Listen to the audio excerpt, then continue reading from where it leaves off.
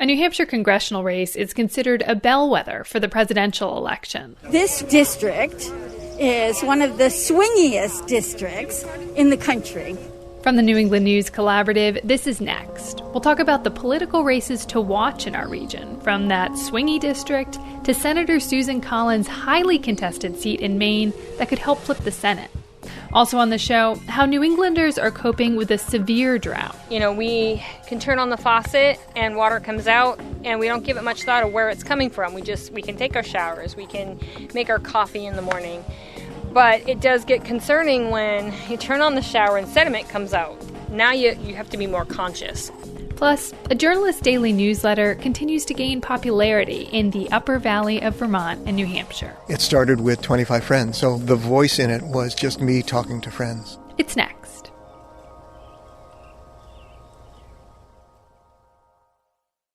Next is produced at Connecticut Public Radio and is powered by the New England News Collaborative, 10 public media companies coming together to tell the story of a changing region with support from the Corporation for Public Broadcasting.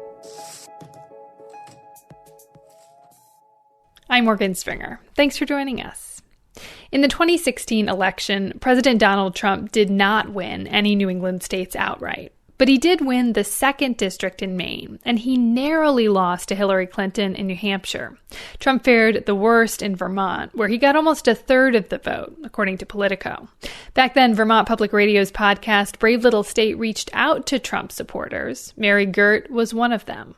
I connected with a lot of people that were conservative, that are disabled, that are Sikhs for Trump, blacks for Trump. So I think we all kind of coalesced in this group that wasn't ever there before. So that was 2016. But with ongoing crises in the country and national polls showing Trump support flagging, Brave Little State wanted to find out where Mary stood now. Angela Evansy talked to her. The past 4 years have held big changes for Mary and her husband. We made a big move from Vermont.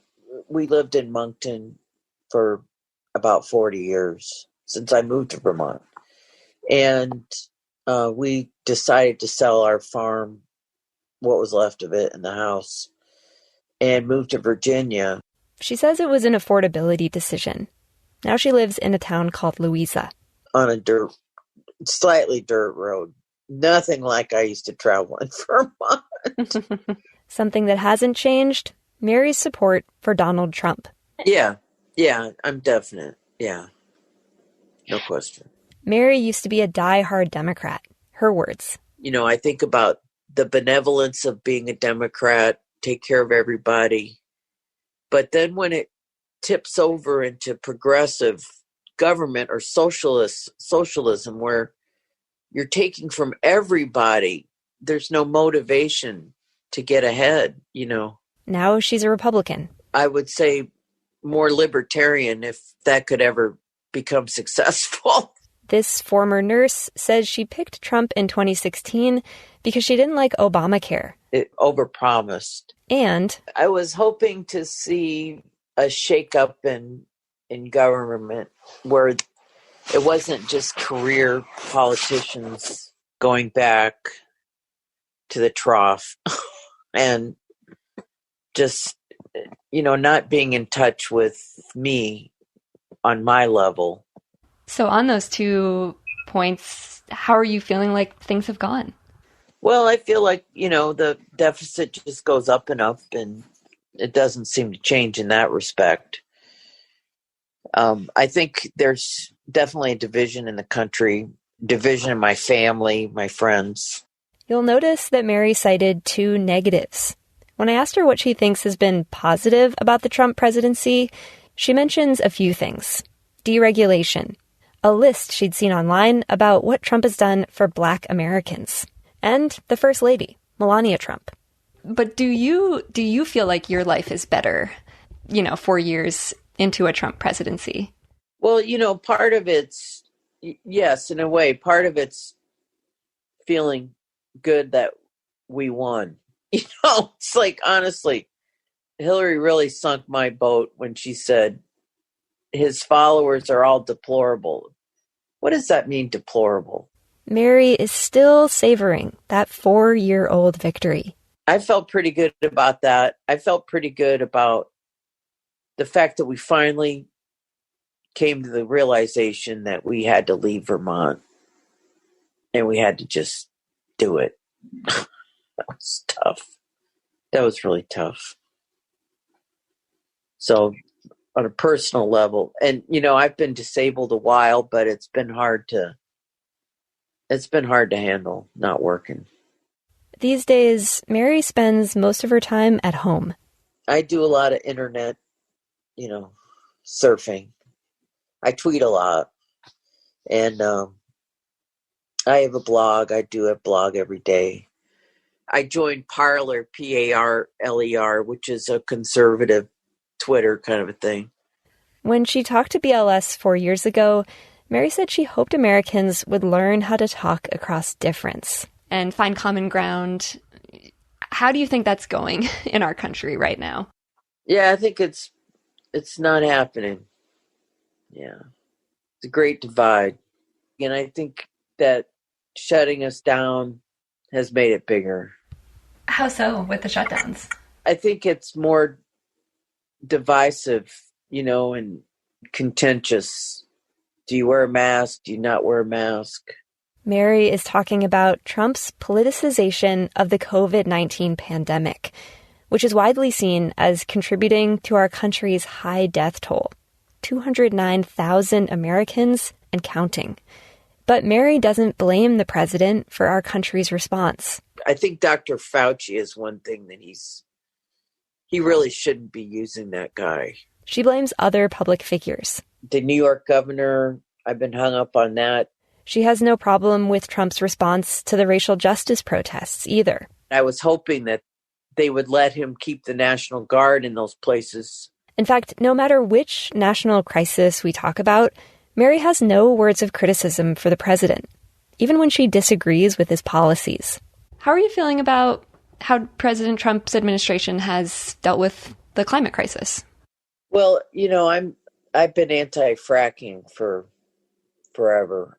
That is something I completely disagree with. And on the other hand, fuel's a lot cheaper.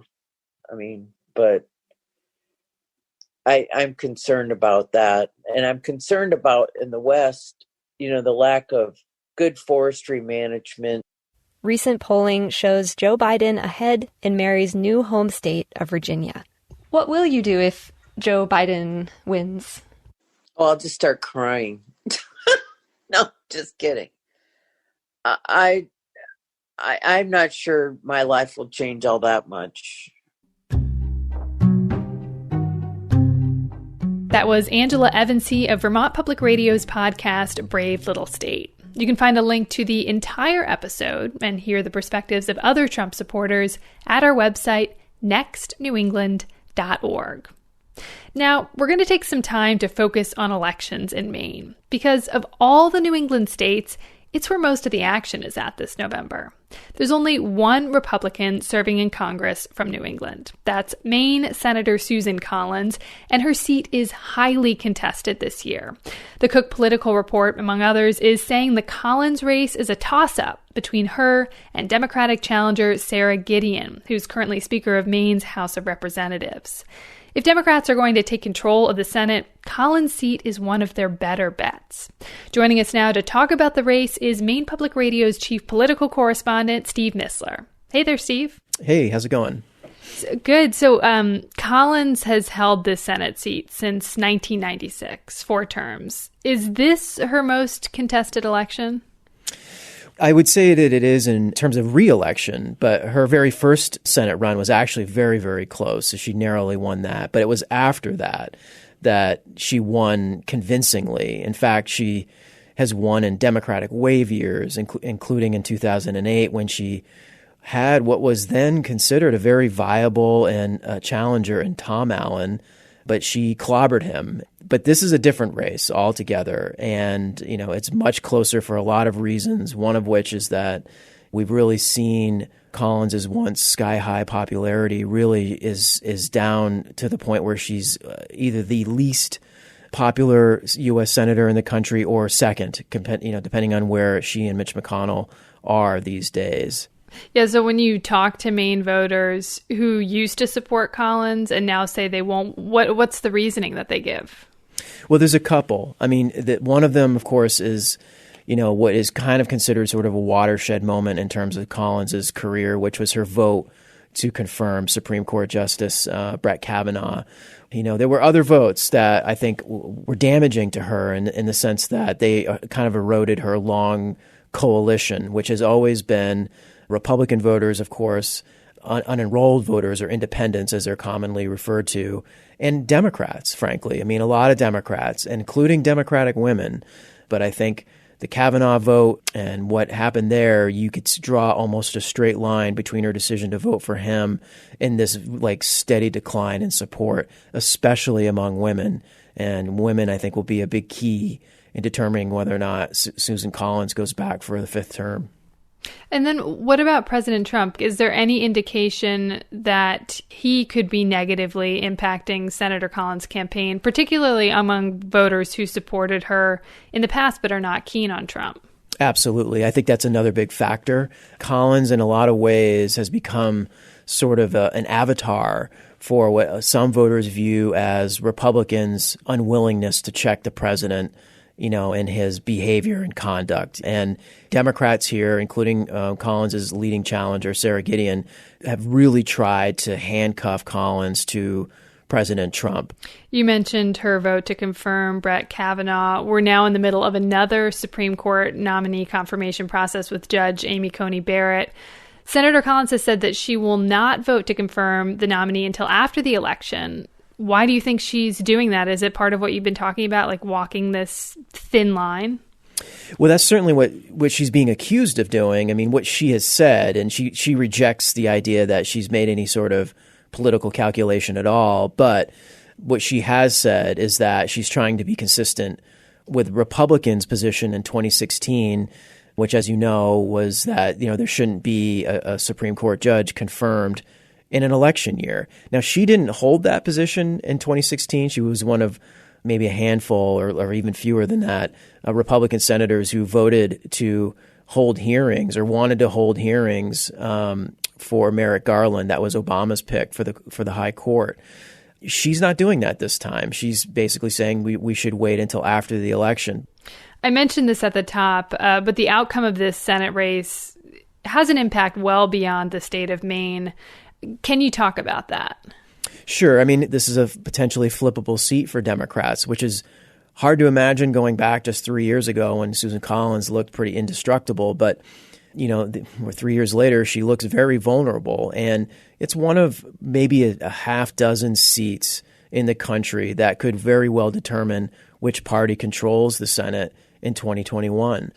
And, she has a viable challenger and Sarah Gideon. And so, when you put all those things together, Susan Collins is in deep trouble and definitely in, if not the fight of her political career, is certainly up there. Steve Missler is chief political correspondent for Maine Public Radio. Thank you, Steve. My pleasure. We'll stay in Maine for now to talk about ranked choice voting. It's a system that's gained some traction over the past few years. This November, Maine will be the first state in the country to use it in a presidential race.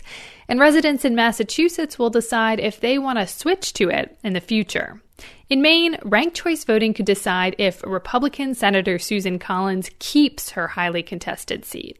It could also determine if the second district in the state goes to President Donald Trump again. It was the only district in New England to give an electoral vote to Trump in 2016. Anna Keller is the executive director of the League of Women Voters of Maine, a nonpartisan political organization. Anna joins us now to talk about how ranked choice voting could impact the upcoming election. Welcome to Next. Hi, thanks for having me. So first of all, for our listeners who may not know, how does ranked choice voting work? So ranked choice voting works by letting voters in an election where you've got 3 or more candidates rank their choices for those candidates. And then if no candidate gets over 50% of the first choice votes, you go into a instant runoff where the candidate who has the least number of the first choice votes is eliminated. And then the people who voted for that candidate first, you look at what their second choices were. And those second choice votes get added to the totals of the other candidates. If that means that someone has over 50% now, that candidate's the winner. Otherwise, you do another elimination of the lowest candidate and you keep going. So let's take the Senate race with incumbent Susan Collins and Democratic challenger Sarah Gideon, and then two independent candidates. In a hypothetical situation, what would ranked choice voting look like here?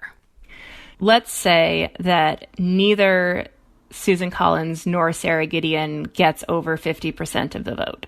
With ranked choice voting, what you would do is say which candidate has the least number of first choice votes. It's probably going to be one of the two independents.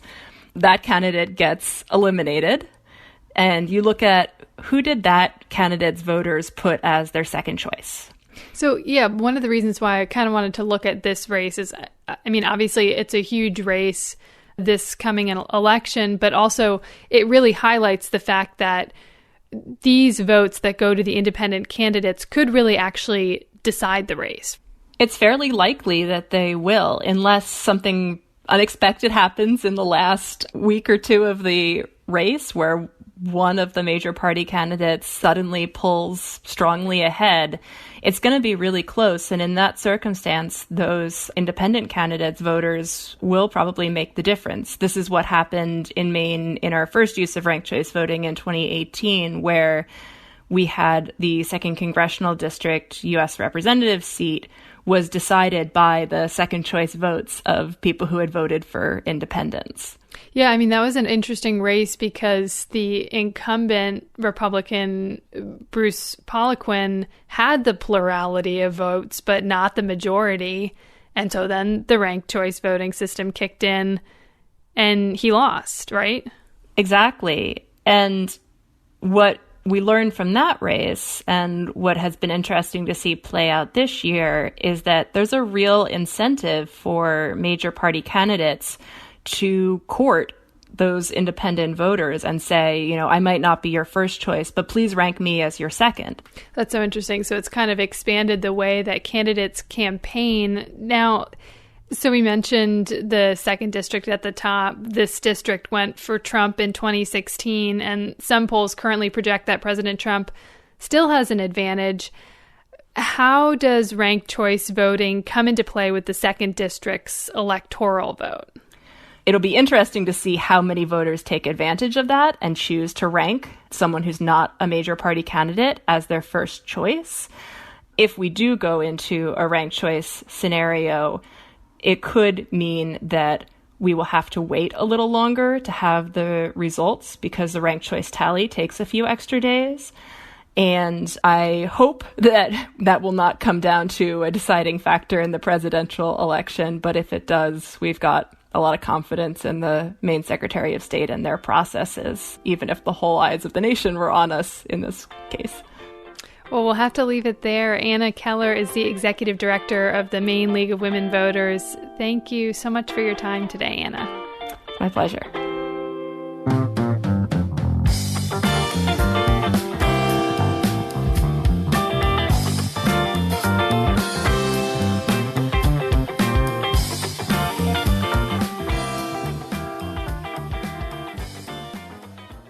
As we mentioned earlier, President Donald Trump lost New Hampshire by a hair in 2016. That makes it the other New England state to watch this election. Beyond the presidential ticket, a close race in the swing state is being waged in the congressional district that covers the New Hampshire seacoast and the eastern part of the state.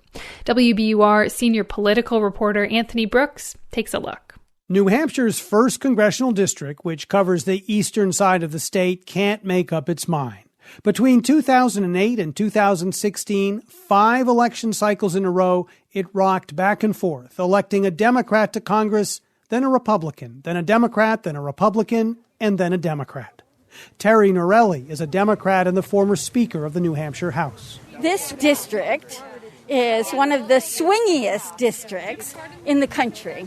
Norelli is backing Democrat Chris Pappas, who is trying to become the first incumbent in 12 years to win back-to-back races in the district. Pappas spoke recently at a women's health center near Portsmouth, with Republicans pushing to put another conservative justice, Amy Coney Barrett, on the Supreme Court.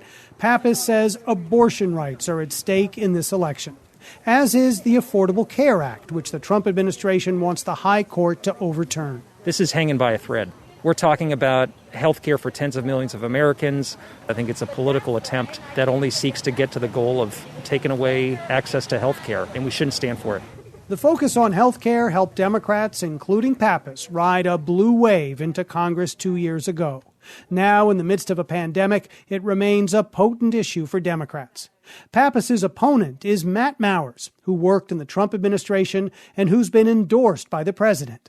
In a district with lots of unenrolled and moderate voters, Mowers is trying to label Pappas as someone who marches in lockstep with House Speaker Nancy Pelosi. His first vote was to support Nancy Pelosi as Speaker of the House. He's voted with her 100% of the time since then.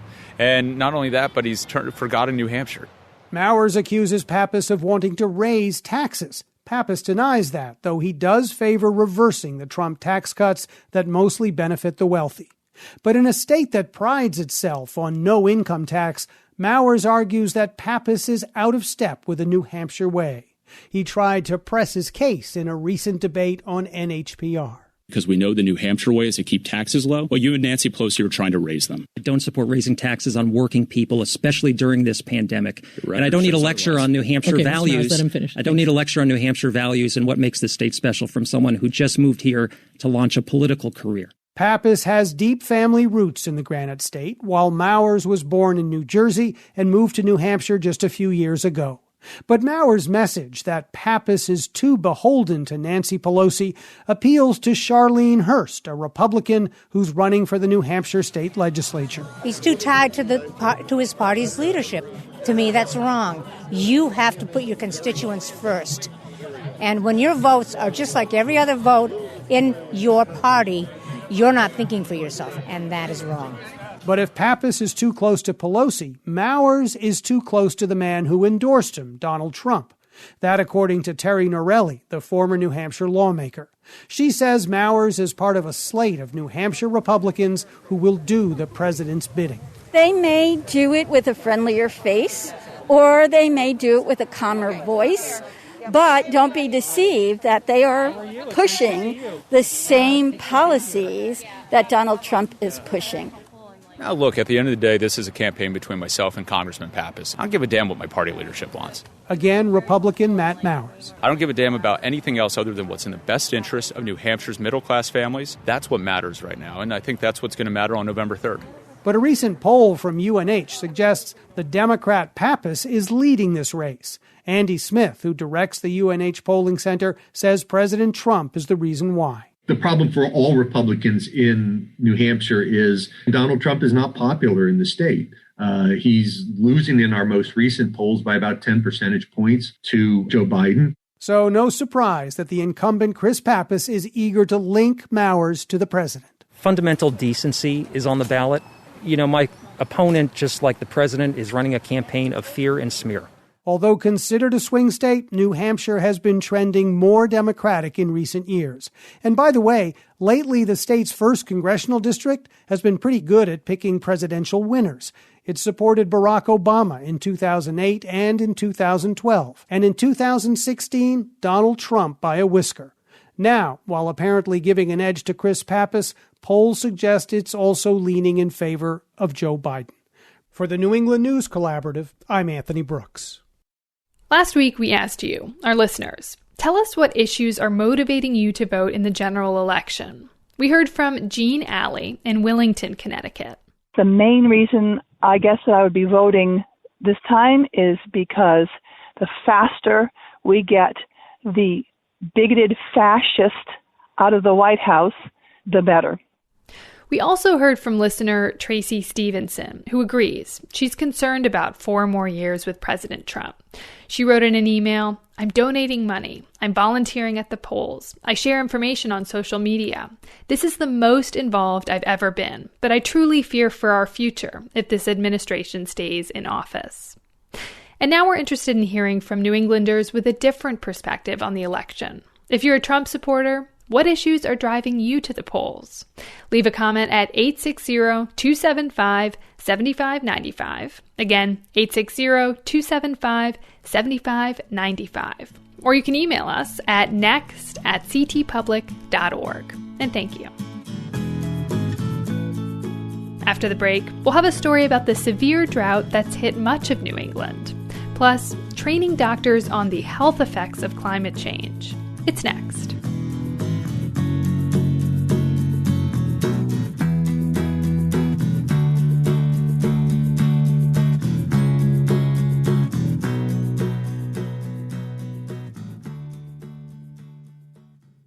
Next is made possible in part by our founding supporters who believe in the power of collaborative news coverage, including the Common Sense Fund, supporting the New England News Collaborative in its coverage of climate change and the evolving clean energy economy. Support also comes from Douglas Stone and Mary Schwab Stone through the Smart Family Foundation of New York. Welcome back. I'm Morgan Springer. Despite some recent rain, New England's drought is growing, particularly in Connecticut, Rhode Island, and New Hampshire. It's causing wells to run dry, and the hotter temperatures of climate change could make future droughts more likely in this region. As part of New Hampshire Public Radio's By Degrees project, Annie Ropeek reports on how the dry conditions are affecting people who rely on well water and what it could mean to prepare for the future. The bog behind Jen Kippen's house in Hooksett, New Hampshire, has never been this dry. Where normally there's lots of wildlife and enough mud and water for her grandsons to lose their sneakers in, right now it's just a lot of dying plants. This should all be water, all of this.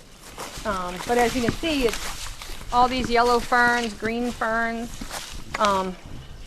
There's no water. There's none. New England didn't have much consistent snowpack last winter, and this summer was hotter than average with very little rain. Conditions aren't improving, and wells like Kippen's are starting to run dry. The water in her house is coming out gritty and orange, clogging up her filters. She says dealing with this has been exhausting, especially with extra kids and adults living in the house due to the pandemic. They've bought bottled drinking water, cut back on baths and showers, even began taking their laundry to the local laundromat.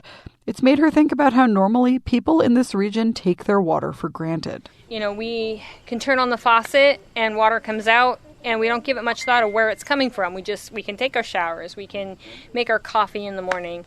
But it does get concerning when you turn on the shower and sediment comes out.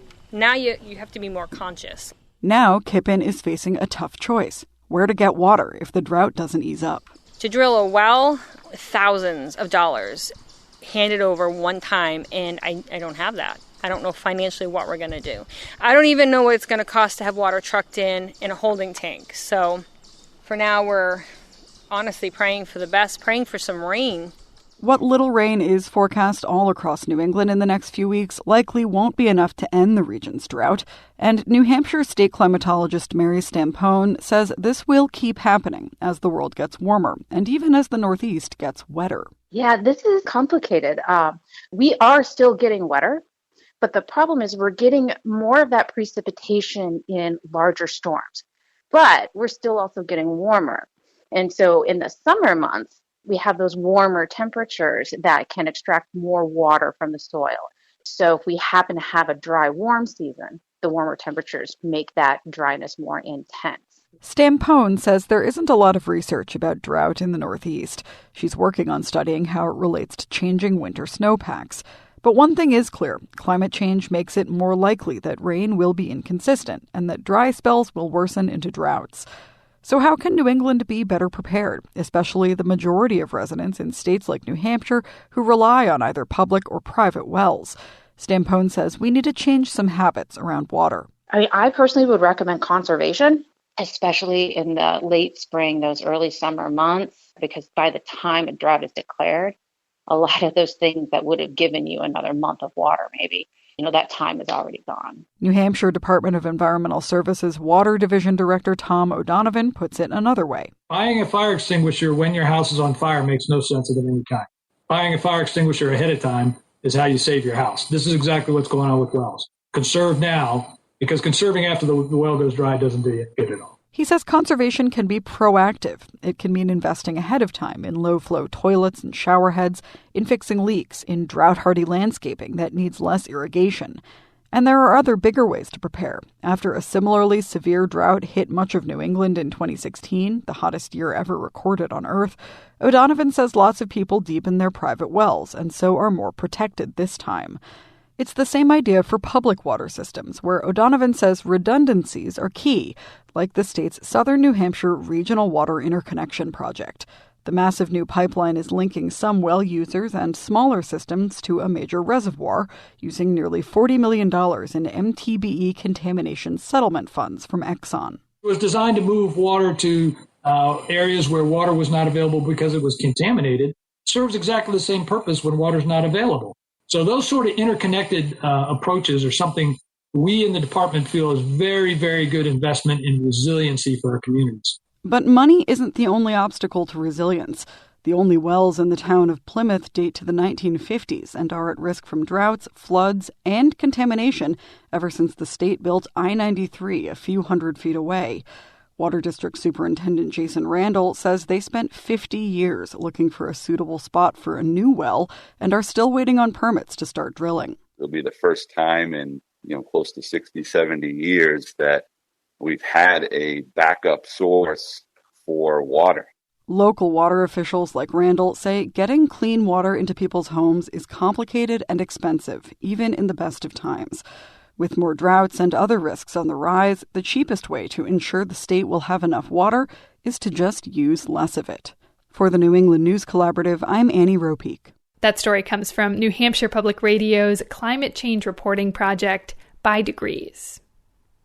A push to educate doctors about the health effects of climate change is expanding from med schools into residency programs where new physicians put their skills to the test. Skeptics wonder, what isn't being taught instead? From member station WBUR in Boston, reporter Martha Biebinger begins our story in a clinic exam room. Well, Steve, I just remember for so many months it was hard for you to walk. There are 3 people in this exam room: Dr. Gaurav Basu, a resident he is training, and 71-year-old Steve Kearns, who's recovering from West Nile virus. Kearns remembers that mosquito bite on his neck, but very little about the brain infection that landed him in the hospital for a week. For at least 6 months after that, I felt like every 5 minutes I was being run over by a truck.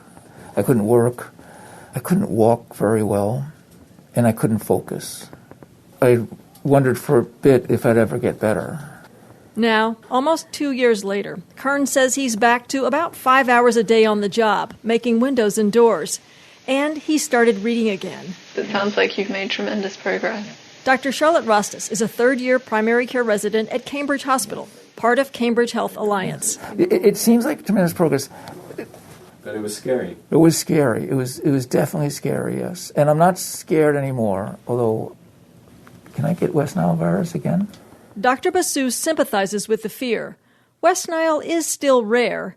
There were no cases in Massachusetts before 2002. In 2018, the year a mosquito bit Kearns, cases had climbed to 49. Mosquitoes love warm temperatures. And so when temperatures increase, mosquitoes can have longer breeding seasons. The virus itself, West Nile, can replicate faster, and they bite more. Basu learned a lot while treating Kearns. He was Basu's first West Nile case. When someone comes in with a fever and is confused, it's not what my mind thinks of as the diagnosis right away. This case has really taught me how much I need to be informed about the ways in which climate change is changing the patterns of infectious disease around the United States. To inform his residents, Basu added the health impacts of climate change to an elective course he teaches. Rostas says residents need much more. This is something that needs to be more directly integrated into the curriculum and needs to become standard of practice because I think it's going to have such a huge impact on human health.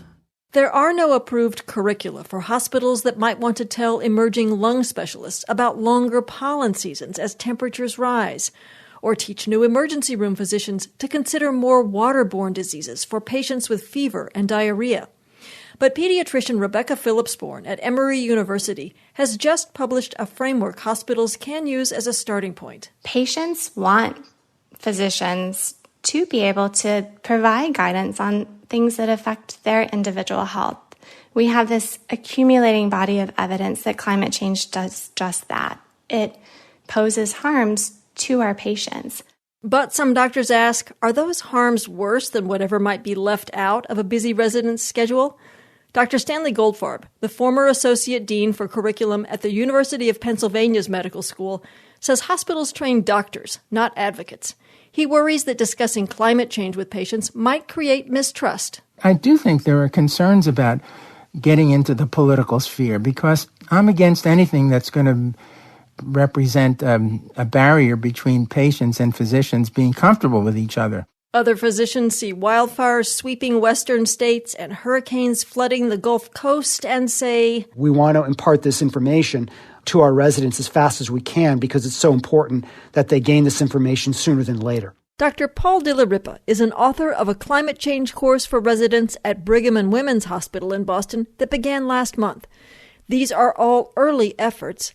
Advocates say including climate change in residency training won't stick until doctors are tested on the health effects before they are licensed to practice medicine. For the New England News Collaborative, I'm Martha Biebinger.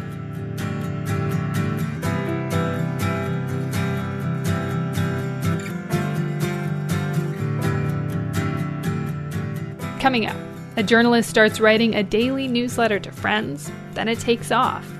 Plus, 2 dairy farmers in Vermont talk about how staying small and efficient has helped them during the pandemic. It's next.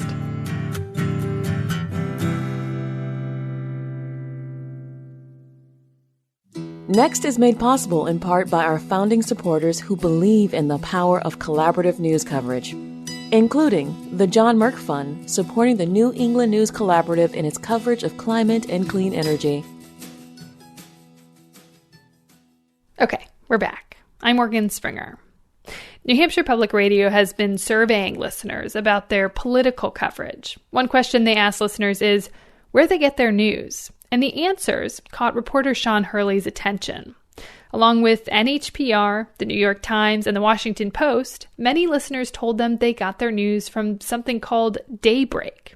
What in the world is Daybreak, Sean wondered. Here's what he found. As he's done for almost 2 years now, Rob Gurwitt wakes at 4:30 every morning.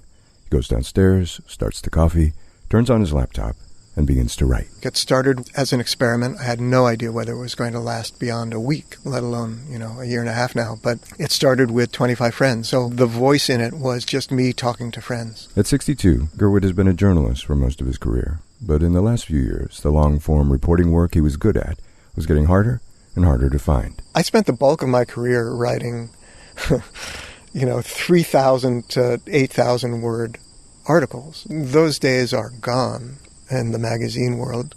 And oddly, I really like writing these short things. Writing these short things is nearly Gurwitt's new job, in the form of a daily email newsletter called Daybreak, a charmingly written harvest of world and local news from the Upper Valley, Vermont, and New Hampshire. And now it's closing in on 7,000 subscribers, and if I'm thinking about this going out to 7,000 people, I would never hit send. I was just like, So in my mind, I'm still just writing to friends. Sitting in the forested backyard of his house in Norwich, Vermont, Gurwitt picks one of that day's 15 wry, quick-take articles to illustrate this writing to friends style. The other day, the McDonald Observatory in Texas posted an image of a jellyfish sprite, an enormous red sprite that flashed for a split second above a distant thunderstorm back in July. Words can't come close to describing it except to say, wait, that happens here on Earth? Each Daybreak begins with Gurwitt's almost always optimistic weather report, composed from data gathered from the National Weather Service. Highs in the mid-70s, winds from the northwest, and temps bumping down to 50 overnight. Isn't that lovely when it gets to 50? It's like, oh my gosh, can't wait. There's a COVID numbers and status update, sometimes at the top if it seems pressing, down at the bottom if not, followed by local news, which Gerwit defines broadly. News is also the photograph of sunrise on top of Mount Cardigan nearby, or we've got a really gifted writer and naturalist, a guy named Ted Levin, who lives up in Thetford, and so news may just be, his musings on ticks or on the buzzards that are there or on the snakes that he sees. In fact, Gerwit believes, especially with Daybreak's unexpected success, that he's filling a need formerly provided by newspapers. One of the mistakes that newspaper ownership made as they were imposing cuts on papers was they stripped away everything that was fun about the news and about newspapers. And when all you're getting is little dumbed-down pieces of spinach, it's like, why subscribe? What's the point? Not only has the fun been removed, Gerwit argues, but we've become jaded by the pandemic, by the current divisions in our country, into believing there's nothing but bad news. So why not make it clear, not by telling them, but by showing them every day that that's wrong? It's just plain wrong. I mean, there's a lot going on, in any town.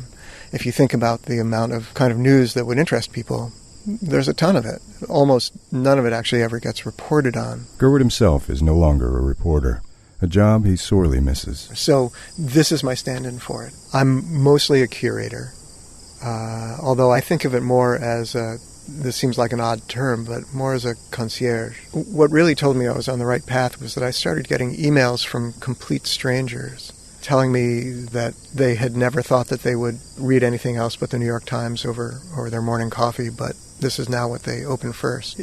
And that's where the payoff comes. Another payoff comes in the form of reader donations and a single text-based ad in nearly every edition. By mid-March, it was clear to me that it could become sustainable as a way of making a living. It's kind of on a path where I think by next year it could be all that I need. Gerwit implicitly trusts that he'll eventually get there, and that's largely to do with the almost intimate relationship he's created with his 7,000 subscribers. I've had more than one person say, every morning I feel like I'm just, rolling over in bed and there you are speaking to me, which is kind of an honor. With every 6 a.m. edition of Daybreak, Rob Gerwit hopes to remind his readers that all the news that's fit to print can be as reassuring as it is real. For the New England News Collaborative, I'm Sean Hurley.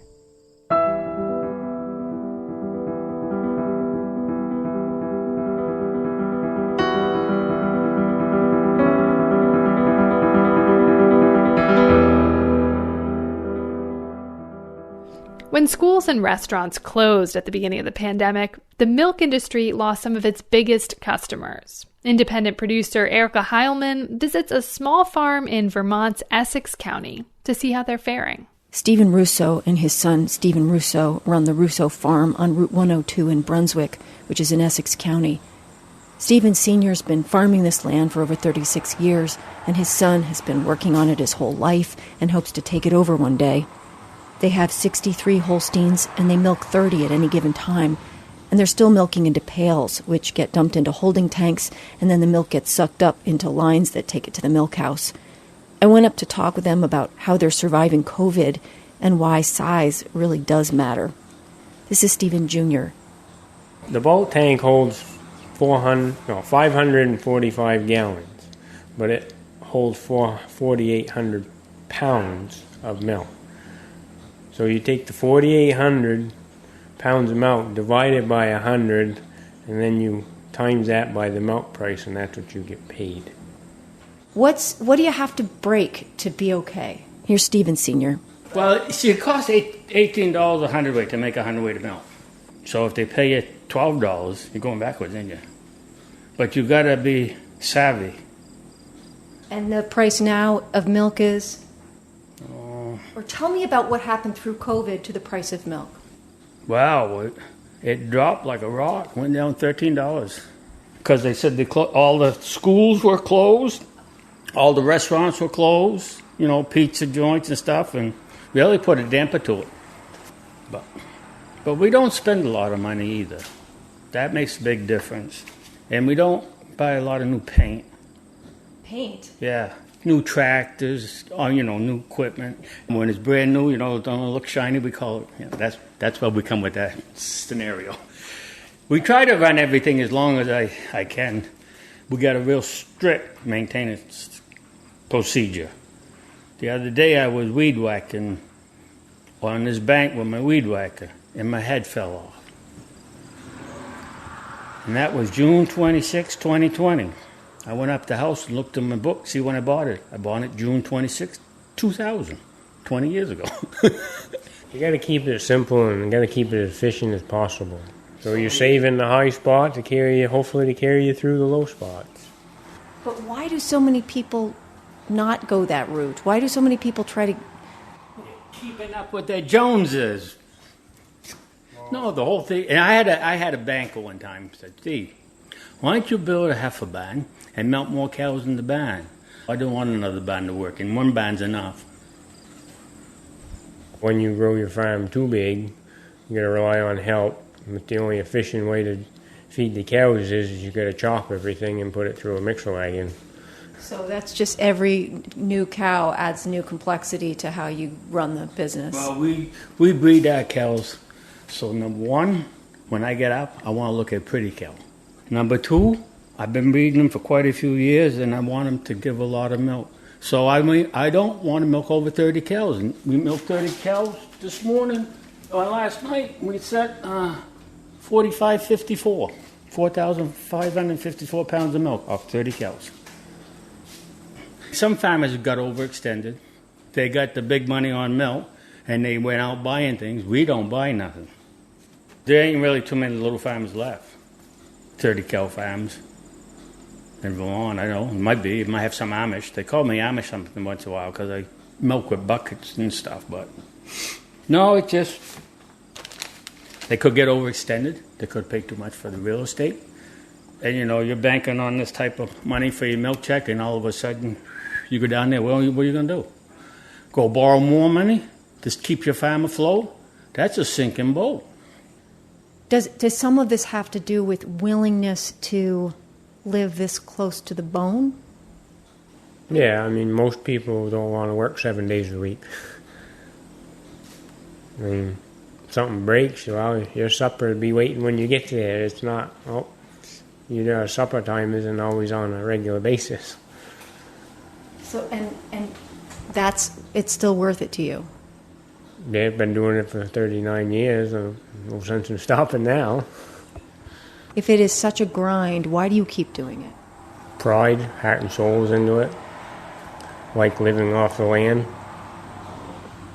You learn how to be a plumber, electrician, a mechanic, a carpenter, a soil agronomist, to which grasses you put in what areas of the field, and you learn to know what the weather's going to do. If you sit inside a building all day, you don't experience nothing really, I don't think.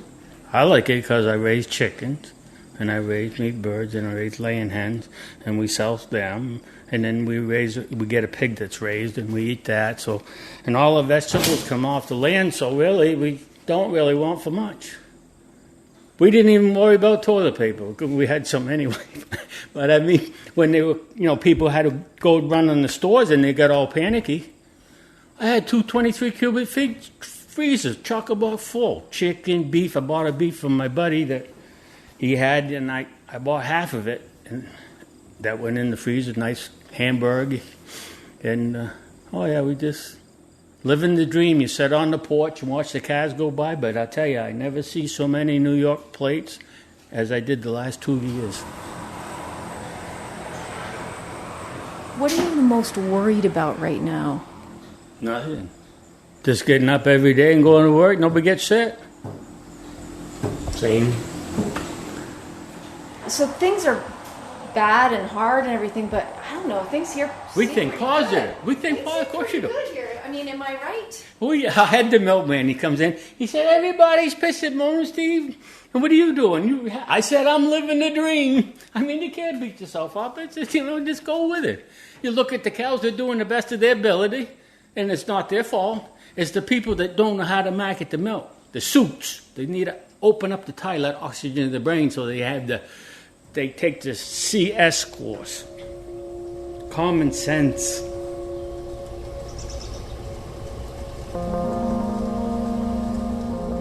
Independent producer Erica Heilman reported that story for Vermont Public Radio. Erica is the host of the podcast Rumble Strip Vermont. And that's a wrap on Next today. You can find our show wherever you get your podcasts. Just search Next New England. Next is produced by me, Morgan Springer. Vanessa De La Torre is our executive editor. The executive producer is Katie Tolarski.